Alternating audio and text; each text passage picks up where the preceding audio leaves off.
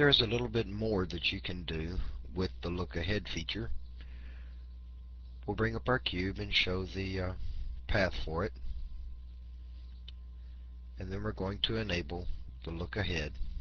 And watching the preview of the animation, we see that the object tilts as it goes up and down, and it turns as the path indicates. But there's one more thing that can be enabled, and that is the ability to bank in the curves. Right-clicking on the Look Ahead button shows the Look Ahead panel where you have tension and bias settings. But there is also a bank feature. By pressing on bank, we can enable it. We'll move our object to just ahead of a keyframe, and we will adjust the parameters for bank. Notice that as the numbers change, there's not much change in our object. In order for bank to work properly, it's going to take a mixture of tension, bias, and bank.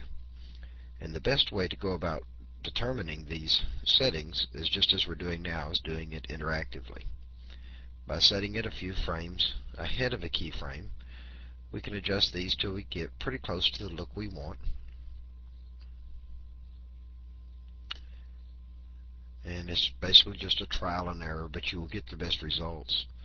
Now let's move ahead to the frame that is just a frame or two past our keyframe and continue this adjustment to fine-tune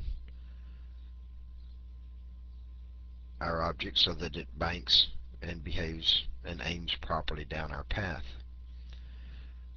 Once we get this to about where we want, let's replay the animation and see how it comes out.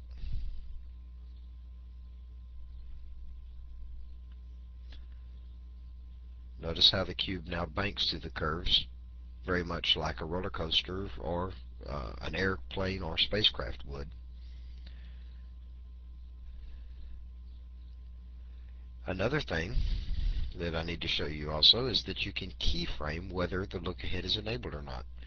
Here I've moved about halfway through the path and disabled or clicked once again on the look ahead, and now I've moved to frame 121 and re-enabled it. So there will be a section in the middle of the animation to where we are no longer locked into the look ahead feature. We'll move to somewhere in that area, and in order to rotate the object itself, we need to hide the display of the path, and then we'll manually rotate our object to just whatever suits our fancy in this particular case, but I'm sure it would be for a particular reason for your animations. So let's rewind and replay the animation. You notice how we track with look ahead, then we have our tumble, and then it locks back into look ahead to finish the animation.